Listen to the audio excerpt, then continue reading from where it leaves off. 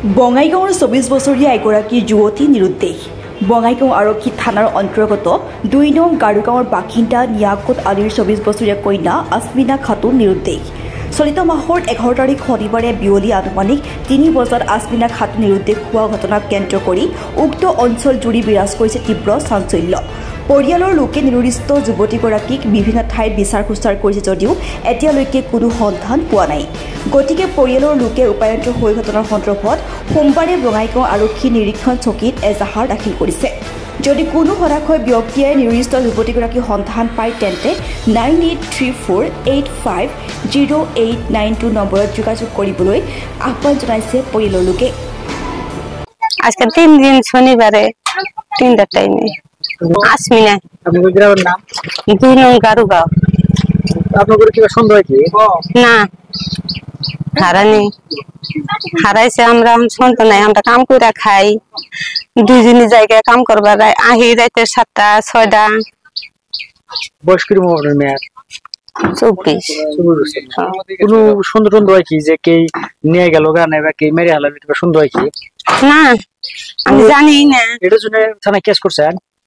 থানায় ইজাহার দিয়েছে। তাহলে আপনারা সরকার প্রশাসনে কি করছেন এখন? যেটা ভালো এটাই করো, আমি কই না। আঙ্গুর মেয়েটা আঙ্গুর ঘুরাই দেন না আর কি। প্রশাসনে ওটা আমি দাবি করলাম আর কি। শনিবার দিন আড়াইছে আমরা তো তালাশ করলাম, কোনো পাইলাম না। সন্দেহ কি সন্দেহ তুমি পাইতেছি না, এই জন্য থানায় কেস করছেন? ওই জন্য থানায় কেস করছি আজকে। আপনারা সরকার প্রশাসনে কি করছেন, কি আহ্বান জানাবেন? আপনাদের মেয়ে হারাইলো শেষ কয়েক দিন ওনারা কোন বুদ্ধি করবেন করে দিন আমার মেয়েটা আমারে জানিয়ে দিন, ঘুরাই দেন। 3 দিন শনিবার। 1 নম্বৰ কথা, মই 2 নং গাৰুগাঁৱৰ সেক্ৰেটাৰী হয়।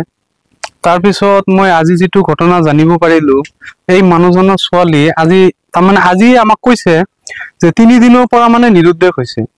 যেতিয়া মানুহজনে ক'লে, যেতিয়া আমি ক'লো যে 3 দিনৰ পৰা যদি নিৰুদ্দেশ হৈছে তেনে আপোনালোকে কৰবাত খা খবৰ লৈছে না লোৱা নাই?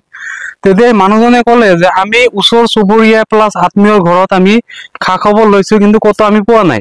তেতিয়া মই মানুহজনক পৰামৰ্শ দিলো যে আপোনাৰ ছোৱালীটো যদি 3 দিন হৈছে, ইমান খা খবৰ লৈছে, তথাপিও আপুনি উদ্বেগ পোৱা নাই, তেনেহলে আপুনি থানাত এটা এজাহাৰ দিয়া ভাল হ'ব।